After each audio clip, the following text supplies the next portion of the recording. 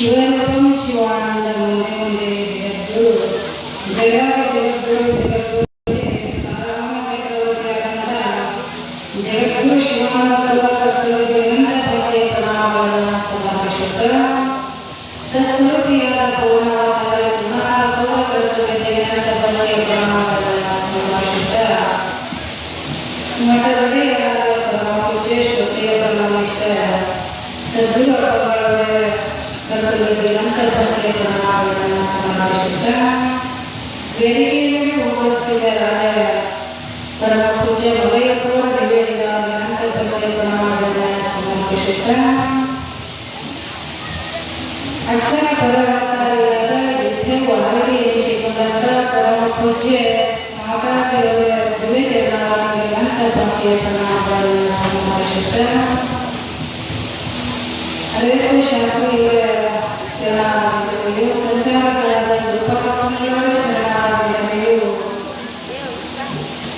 ವೇದಿಕೆಯ ಮೇಲೆ ಉಪಸ್ಥಿತರಾದ ಸಕಲ ಪೂಜ್ಯರ ಚರಣಾರವಿಂದತೆಯು ಸಕಲ ಮಾತಾಜಿಯವರಿಗೆ ತಮ್ಮೆಲ್ಲರಿಗೂ ಶರಣಾರ್ಥಿ. ಇವತ್ತಿನ ವಿಷಯ ಏನು ಅಂತ ಕೇಳಿದರೆ ಬಹಳ ಸುಂದರವಾಗಿ ತಿಳಿಸ್ಕೊಂಡು ಬಂದಿದ್ದಾರೆ. ಗುರುದೇವ ನೀ ಮಾಡಿದ ಉಪಕೃತಿ ನಾನೆಂತೂ ಮರೆಯಲಿ ದೇಹದವರು. ಹೇ ಗುರುದೇವ, ಗುರುಗಳು ಎಂಥ ಉಪಕಾರ ಸ್ಮರಣೆಯನ್ನು ಮಾಡಿದ್ದಾರೆ ಅಂತ ಕೇಳಿದ್ರೆ ಎಂದೆಂದೂ ಮರೆಯಲಾರದಂಥ ಉಪಕಾರವನ್ನು ಗುರುವಿಂದ ಇರುತ್ತೆ.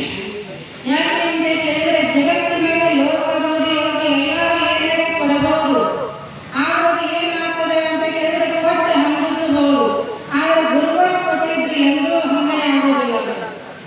ಯಾಕೆ ಅಂತ ಕೇಳಿದ್ರೆ ಅದಕ್ಕೆ ಉದಾಹರಣೆ ಏನು ಅಂತ ಕೇಳಿದ್ರೆ ನಾ ಸಾಲಿ ಹಿಂದೂ ಹೋಗಿದ್ದೀವಿ, ಎರಡು ಸಾಲಿಗೆ ಹೆಜ್ಜೆ ಇಡದಂಥವಳು ಅಪ್ಪಗಳು ಒಂದು ಬುಕ್ಕ ಕೊಟ್ಟರು ಓದಂತೆ. ನನಗೆ ಓದಾಕ ಬರೋದಿಲ್ಲ, ಏನು ಮಾಡಲಿ, ನೀ ಯಾಕೆ ಬರೋದಿಲ್ಲ ಓದಂತ ಹಚ್ಚಿದ್ರು. ಆಮೇಲೆ ಓದಕ್ಕೆ ಬಂದಾಗ ಅವುಗಳು ಬೈದು ನನಗೆ ಓದಾಕ ಕಳಿಸ್ತಿದ್ರು. ಯಾಕೆ ಅಂತ ಕೇಳಿದ್ರೆ ಗುರುವಿನಲ್ಲಿ ಎಂಥ ಕರುಣ ಇರ್ತದೆ ಅಂತ ಕೇಳಿದ್ರೆ ಎಂದೇವರು ಉದ್ಧಾರ ಆಗೋದಿರತಕ್ಕಂಥ ಕರುಣಾ ಭಾವ ಇರ್ತದೆ. ಅಂತ ಕರುಣಾ ದೃಷ್ಟಿಯನ್ನ ಸಾಮಾನ್ಯ ಜನರು ಇರ್ತೈತೇನೋ ಅಂತ ಕೇಳಿದ್ರೆ ಸಾಧ್ಯ ಇಲ್ಲ.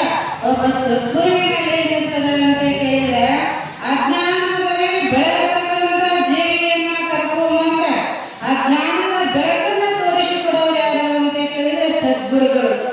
ಅಂತ ಸದ್ಗುರುವಿನ ಉಪಕೃತಿ ಎಂದೆಂದಿಗೂ ಈ ಲೋಕದಲ್ಲಿ ಮರೆಯಲು ಸಾಧ್ಯವೇ ಇಲ್ಲ ಅಂತ ಹೇಳ್ತಾ ಇದ್ದಾರೆ.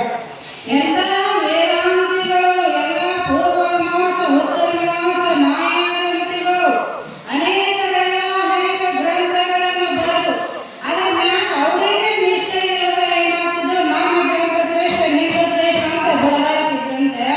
ಅಂಥದ್ರೊಳಗೆ ನಮ್ಮ ಗುರುಗಳು ಏನೇನು ಮಾಡ್ತಾ ಇದ್ದಾರೆ ಅಂತ ಕೇಳಿದ್ರೆ ಅದೆಲ್ಲವನ್ನು ಬಿಟ್ಟ ತತ್ವಜ್ಞಾನವನ್ನು ಬೋಧನೆ ಮಾಡಿಕೊಡೋರು ಯಾರು ಅಂತ ಕೇಳಿದ್ರೆ ಸದ್ಗುರುಗಳು ಅಂತ. ಅದಕ್ಕೆ ಹೇಳ್ತಾ ಇದ್ದಾರೆ, ಯಾಜ್ಞವಲ್ಕ್ಯರು ಮೈತ್ರೇಯನ ಕುರಿತು ಹೇಳ್ತಾ ಇದ್ದಾರೆ. ಏನೇನು ಹೇಳಿದ್ರು ಅಂತ ಕೇಳಿದ್ರೆ ಮೈತ್ರಾದೇವಿ ಯಾಜ್ಞವಲ್ಕ್ಯರನ್ನ ಲಗ್ನ ಆಗಿದ್ರು. ಎದಕ್ಕಾಗಿ ಲಗ್ನ ಆಗಿದ್ರು ಅಂತ ಕೇಳಿದ್ರೆ ಹೊರಗಿನ ಸಂಪತ್ತಿಗಾಗಿ ಲಗ್ನ ಆಗಿದ್ದಿಲ್ಲ. ಮೈತ್ರ ಏನನ್ನ ನೋಡಿ ಲಗ್ನ ಆಗಿದ್ರು ಅಂತ ಕೇಳಿದ್ರೆ ಅವನಲ್ಲಿರತಕ್ಕಂಥ ಜ್ಞಾನ ಸಂಪತ್ತವನ್ನು ನೋಡಿ ಆಗಿದ್ರು. ಯಾಜ್ಞವಲ್ಕ್ಯರು ಅರಣ್ಯಕ್ಕೆ ಹೊರಟಿದ್ರು ರಾಜ್ಯವನ್ನ ತೊರೆದು. ಹೋಗುವ ಸಂದರ್ಭದಲ್ಲಿ ತನ್ನ ಇಬ್ಬರೆಂದರನ್ನ ಕಾತ್ಯಾಯನಿ ಮತ್ತು ಮೈತ್ರೇಯನ ಕರೆದು ಕೇಳಿದ್ರಂತೆ, ನಾ ಈ ರಾಜ್ಯವನ್ನ ಬಿಟ್ಟು ಹೋಗ್ತಾ ಇದ್ದೀನಿ, ನೀವಿಬ್ರು ಸುರಕ್ಷಿತವಾಗಿ ರಾಜ್ಯವನ್ನ ನಡೆಸಿಕೊಂಡು ಹೋಗ್ರಿ ಅಂತ ಹೇಳಿದ್ರಂತೆ.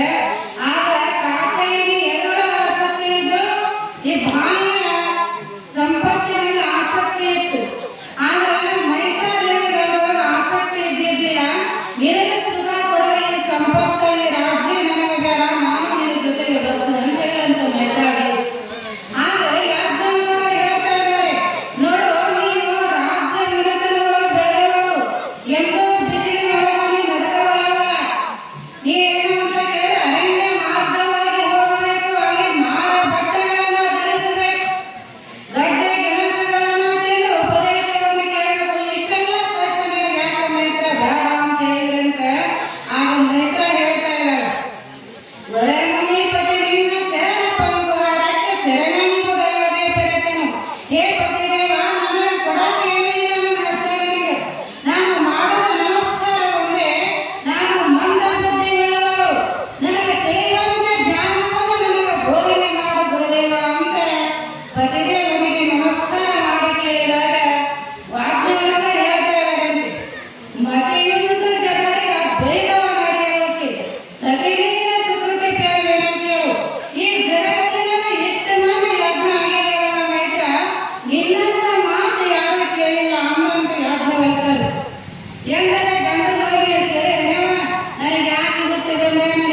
ದುಃಖ ಆತು, ನನಗೆ ಜ್ಞಾನ ಉಪದೇಶ ಮಾಡಂತ ಯಾರೋ ಹೆಣ್ಣು ಗಂಡಿ ಕೇಳಿಲ್ಲ.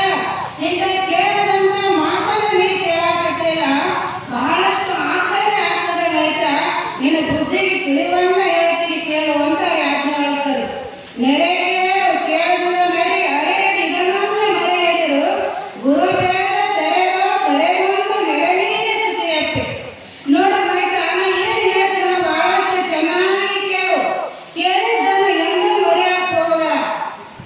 ಅದನ್ನು ಅಳವಡಿಸಿಕೊಂಡು ನೀನು ನಡೆದಿ ಅಂತಂದ್ರೆ ನೀ ಧನ್ಯ ಆಗ್ತಿ ಅಂತ ಹೆಂಗ ಮೈತ್ರಾ ದೇವಿಗೆ ಯಾಜ್ಞವಲ್ಕ್ಯ ಉಪದೇಶ ಮಾಡಿದೇನ, ಹಾಗ ಸದ್ಗುರು ಶ್ರದ್ಧಾನಂದಪ್ಪ ಅವರು ನಮಗೆಲ್ಲ ಏನ್ ಮಾಡಿದ್ದಾರೆ ಅಂತ ಕೇಳಿದ್ರೆ, ಎಲ್ಲೋ ಬಿದ್ದು ಹೊರಗಡೆ ಸತ್ತು ಹೋಗತಕ್ಕಂಥ ಜೀವಿಗಳನ್ನು ನಮ್ಮನ್ನೆಲ್ಲ ಕರ್ಕೊಂಡ್ಬಂದೆ ನಮಗೆ ತತ್ವ ಜ್ಞಾನವನ್ನು ಉಪದೇಶ ಮಾಡಿ ಏನನ್ನ ಮಾಡಿದ್ರು ಅಂತ ಕೇಳಿದ್ರೆ, ಇಂಥ ಜ್ಞಾನವನ್ನು ಬೋಧನೆ ಮಾಡಿದ್ರಲ್ಲ, ಅದಕ್ಕೆ ಗುರುವಿನ ಉಪಕಾರ ಜಗತ್ತಿನಲ್ಲಿ ಬಹಳಷ್ಟು ದೊಡ್ಡದು.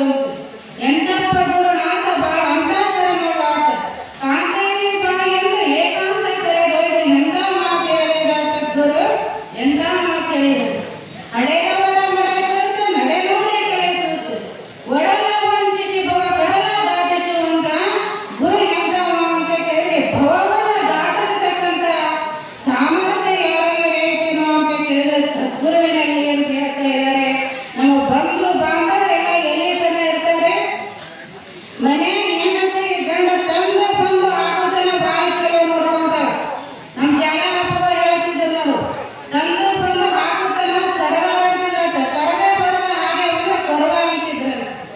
ಮತ್ತೊಂದು ಮಾತು ಹೇಳ್ತಿದ್ರು, ಇದ್ದಾಗ ಹೆಂಡತಿ ಮುದ್ದು ಕೊಟ್ಟು ರಾಯನೆಂಬುವ, ಇಲ್ಲದಾಗಿದೆ ಎಲೆ ಕುಚ್ಚಿ ಕಂಠ ಬೈಯುವಳು, ಕಂಡ ಬುದ್ಧಿ ಕಳೆದಿರಿಗಂಡ ಸಾಕೆಂಬುವ, ಬಾಳ ಮಂದಾಗ ಬಂಡ ಮಾಡಿ ನಾ ಏನ್ ಮಾಡ್ತೀನಿ ಅಂತ ಕೇಳಿದ್ರೆ, ಮಂದಿ ಇದ್ದಾಗ ಏನ್ ಮಾಡ್ತಾನ, ಜಗಳ ಮಾಡಿ ನೀ ಏನೋ ನನಗೆ ತಂದು ಕೊಟ್ಟಿ ಅಂತ ಜಗಳ ಮಾಡಿ ಹೋಗತಕ್ಕಂಥ ಎಂದರನ್ನ ನಾವು ಮೆಚ್ತೀವಲ್ಲ. ಇದು ಏನಲ್ಲ ಅಂತ ಕೇಳಿದ್ರೆ, ಇದು ಸಂಸಾರ ಏನಲ್ಲ, ದುಃಖಮಯವಾದ ಸಂಸಾರದೊಳಗ ನಮ್ಮ ನ್ಯಾಯದ ಮ್ಯಾಗೆಟ್ಟೋದಂದ್ರೆ ಒಬ್ಬ ಸದ್ಗುರುಗಳು ಬಿಟ್ಟು ಮತ್ತಾರು ಇಲ್ಲ. ಎಲ್ಲರೂ ಇದ್ದಾಗ ಬಹಳಷ್ಟು ಜನ ನೆನೆಸ್ತಾ ಇದ್ದಾರೆ, ಇದ್ದಾಗ ನಮ್ಮವರು ಅಂತ ಕರೀತಾ ಇದ್ದಾರೆ. ಎಲ್ಲರೂ ಕೈ ಬಿಟ್ಟಾಗ ನಮ್ಮ ಮ್ಯಾಗ ಎತ್ತಿ ಹಿಡಿಯೋರು ಯಾರು, ಒಬ್ಬ ಸದ್ಗುರುಗಳು ಹಿಡಿತಾ ಇದ್ದಾರೆ, ನಾವು ಮತ್ತಾರು ಇಲ್ಲ. ಒಮ್ಮೆ ವಾಸವದತ್ತ ಅಂತ ಎದ್ದು ಬಹಳಷ್ಟು ಮಹಾರಾಣಿಯವರು ಏನು ಸಾಕಷ್ಟು ಸಂಪತ್ತು ಇತ್ತು, ಏನೆಲ್ಲ ಇತ್ತು, ರಾಜ ಮಹಾರಾಜರೆಲ್ಲ ಯುವರಾಜರಲ್ಲಿ ನೋಡಾಕಂತ ಬರ್ತಿದ್ರು. ಯಾರೂ ಆಗಿ ವಾಸವದತ್ತ ಕಣ್ಣೆತ್ತಿ ನೋಡ್ತಾ ಇರಲಿಲ್ಲ. ಅಂತ ಸಂದರ್ಭದೊಳಗೆ ಒಂದು ದಿವಸ ಮಹಾರಾಣಿ ವಾಸವದತ್ತ ಮ್ಯಾಲ ನಿಂತಿರು ಮಾಡಿ ಮೇಲೆ ತೆಳಗ ಬುದ್ಧನ ಶಿಷ್ಯ ಉಪಗುಪ್ತ ಹಾಯಿ ಹೋಗ್ತಾ ಇದ್ರು. ಉಪಗುಪ್ತ ಹೋಗುವ ಸಂದರ್ಭದೊಳಗೆ ಏನು ವಾಸವದತ್ತ ನೋಡಿದ್ರು, ಮಹಾ ತತ್ವಜ್ಞಾನಿ ಅಷ್ಟೇ ವಯಸ್ಸಿನಲ್ಲಿರತಕ್ಕಂಥ ಉಪಗುಪ್ತ ಅವನು ನೋಡಿದ ಕೂಡಲೇ ವಾಸವದತ್ತ ಎಂತೆಂಥ ಯುವರಾಜರ ಒಂದು ಕಣ್ಣೆತ್ತಿ ನೋಡದವಳು ಅವನಿಗೆ ಲಗ್ನ ಆಗಬೇಕು ಅಂತ ಮಾಡಿದ ವಾಸವದತ್ತ. ಏನು ನೋಡಿದ ಉಪಗುಪ್ತನ ಸೌಂದರ್ಯವನ್ನು ನೋಡಿದ್ರೆ ಲಗ್ನ ಆಗಬೇಕು ಅಂತ ತಿಳ್ಕೊಂಡ ಎಲ್ಲ ಕಳಿಸಿ ಕೊಡ್ತಾ ಇದ್ದವನಿಗೆ ಕರೆಯಾಕ. ಉಪಗುಪ್ತ ಏನ್ ಹೇಳ್ತಿದ್ದ, ಅವರಿಗೆ ಬರ್ರಿ ಅಂತ ಇತರ ಕಳಿಸಿದ್ರು, ಏನೆಲ್ಲ ಆಳುಗಳನ್ನು ಕಳಿಸಿದ್ರು, ಯಾರ ಕಳಿಸಿದ್ರು, ವಾಸವದತ್ತಿಗೆ ಏನ್ ಹೇಳಿ ಕಳಿಸಿದ್ರು ಉಪಗುಪ್ತ, ನಾ ಸಮಯ ಬಂದ ಸಂದರ್ಭದೊಳಗೆ ಬರ್ತೀನಿ ಅಂತ ಹೇಳ್ತಿದ್ರು ಅವರು.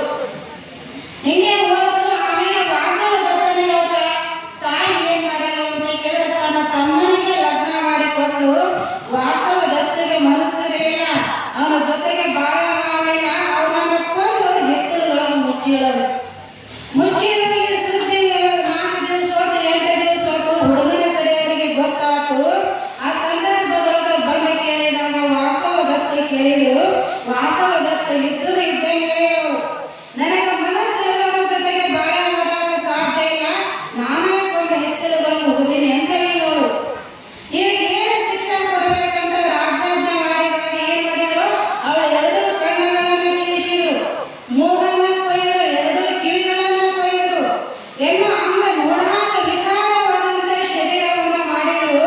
ಅವಳು ಇದ್ದಾಗ ಸತ್ಯರೂಬಾರದು, ಇದ್ದಾಗ ಬದುಕಿರಬಾರದು ಹಾಗೆ ಮಾಡಿದ್ರು. ಆ ಸಮಯದಲ್ಲಿ ಎಲ್ಲರೂ ಅವಳಿಗೆ ಬಿಟ್ಟು ಯಾರೋ ಅವಳ ಜೊತೆಗಿರಲಿಲ್ಲ. ಆಗ ಅವಳಿಗೆ ಬಹಳಷ್ಟು ಸುಂದರವಾಗಿ ಸೇವಾ ಮಾಡತಕ್ಕಂಥ ಒಬ್ಬಕ್ಕೆ ಸೇವಕಿ ಇದ್ಲು. ಅವಳು ಏನ್ ಮಾಡಿದ್ಲು ಅಂತ ಕೇಳಿದ್ರೆ, ನನ್ನ ಒಡತಿಯಾದ ವಾಸವದತ್ತೆ ನನಗೆ ಬಹಳಷ್ಟು ಚೆನ್ನಾಗಿ ನೋಡ್ಕೊಂಡಿದ್ದಾಳ. ಅವಳಲ್ಲಿ ಸಂಪತ್ತಿದ್ದಾಗ ನನಗೆ ಎಡಕ್ಕೂ ಕೊರತೆ ಮಾಡಿಲ್ಲ. ನನಗೆ ಯಾವಾಗ ನೋಡ್ಕೊಂಡಲ್ಲ. ಇಂಥ ಸಮಯದಲ್ಲಿ ಎಲ್ಲರೂ ಕೈ ಬಿಟ್ಟಾಗ ನಾ ಬಿಟ್ಟು ಹೋಗಬಾರ್ದಂತ ಅವಳ ಸೇವಾ ಮಾಡಾಕ ನಿಂತಿದ್ದು ಸೇವಕಿ. ಅವಳೆಲ್ಲ ಅಂಗವಿಕಾರ ಆಗಿತ್ತು.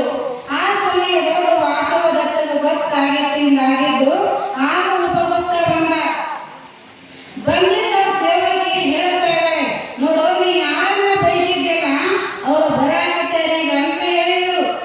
ನನ್ನಲ್ಲಿ ಸೌಂದರ್ಯ ಕಮಲದಂತೆ ಹರಡಿತ್ತು. ಏನು ನನ್ನ ಮೈಯೊಳಗ ಅನೇಕ ಸೌಂದರ್ಯ, ಮುಖದಲ್ಲಿ ಕಮಲದಂತೆ ಸೌಂದರ್ಯ ಹರಡಿತ್ತು. ಆ ಸಮಯದೊಳಗೆ ನಾನಾಗಿ ಕರೆದ ಬರಲಾರಂತ ಉಪಗುಪ್ತ ಹೀಗ್ಯಾಕ ಬಂದ ಅಂತ ಕೇಳಿದ್ರು. ಅವಾಗ ಬಂದ ಉಪಗುಪ್ತ ಅವಳ ಹತ್ರ ಅಂತ ಹೇಳಿದ, ನೋಡು ಈ ಬಾಯಿಯ ಶ್ರೀಮಂತಿಕೆ ಶಾಶ್ವತವಾದ ದಯ. ಈ ಹೊರಗಿನ ಸೌಂದರ್ಯ ನೋಡಾಕ ಕಾಣಬಹುದು, ಆದ್ರೆ ಒಳಗೆ ಒಂದು ಆತ್ಮ ಸೌಂದರ್ಯ ಐತಲ್ಲ, ಅದನ್ನು ತಿಳಿಸಿಕೊಡೋರು ಯಾರು ಅಂತ ಕೇಳಿದ್ರು ಒಬ್ಬ ಸದ್ಗುರುಗಳು. ಈಗ ಎಲ್ಲರೂ ನಿಮಗೆ ಸೌಂದರ್ಯ ಇರುತ್ತಲ್ಲ ಎಲ್ಲರೂ ನೋಡುತ್ತಿದ್ರು, ಯಾವಾಗ ನಿನ್ನ ದೇಹ ವಿಕಾರ ಐತಲ್ಲ ಆಗ ಯಾರು ನಿನ್ನ ಜೊತೆಗಿಲ್ಲ. ಅದಕ್ಕೆ ನೀ ಏನು ಮಾಡಬೇಕು ಅಂತ ಕೇಳಿದ್ರೆ, ಇದು ದೇಹ ಸೌಂದರ್ಯವನ್ನು ಮೆಚ್ಚಿ ಕೆಡಕ್ಕೆ ಹೋಗಬೇಡ. ಆ ಭಗವಂತನನ್ನು ನೆನಪಿ ನೀನೇನು ಮಾಡು ಅಂತ ಕೇಳಿದ್ರೆ, ನಿನ್ನಲ್ಲಿರತಕ್ಕಂಥ ಜ್ಞಾನವನ್ನು ಪಡೆದುಕೋ. ಆ ಜ್ಞಾನದಿಂದ ನೀನು ಮುಕ್ತರಾಗ್ತಿ ಅಂತ ಏನು ಹೇಳಿದ್ರು. ಉಪಗುಪ್ತ ಉಪದೇಶವನ್ನು ಮಾಡಿದಂತ ಅವಾಗ ಎಲ್ಲ ಅಂಗ ಶಿಥಿಲಾದರೂ ಕೂಡ ಗುರು ಕೊಟ್ಟ ಮಹಾಮಂತ್ರ, ಗುರು ಹೇಳಿದ ಈ ದೇಹ ನೀನೆಲ್ಲ, ದೇಹದೊಳಗಿರತಕ್ಕಂಥ ಆತ್ಮ ಸ್ವರೂಪ ನೀನು ಅಂತ ತಿಳಿಸಿಕೊಟ್ಟಂತ ವಾಸವದತ್ತವನ್ನ ನೆನೆದುಕೊಂಡು ಮುಕ್ತರಾಗಲು ಅಂತ ಬರುತ್ತದೆ. ಅದಕ್ಕೆ ಗುರುವಿನ ಉಪಕೃತೆಯನ್ನು ಜಗತ್ತಿನಲ್ಲಿ ಎಂದೆಂದೂ ಮುರಿಯಕ ಸಾಧ್ಯ ಇಲ್ಲ. ಅಂತ ಗುರುವಿನ ಸ್ಮರಣೆಯನ್ನು ಮಾಡುವಂತ ಸದ್ಬುದ್ಧ ಸದ್ಗುರು ದೇವರ ನಮ್ಮ ನಿಮಗೆ ಇವೆರಡ ವಾಕ್ಯಗಳನ್ನ ಇಲ್ಲಿ ಉಪದೇಶವಾಗಿ ತತ್ವ ಉಪದೇಶವನ್ನು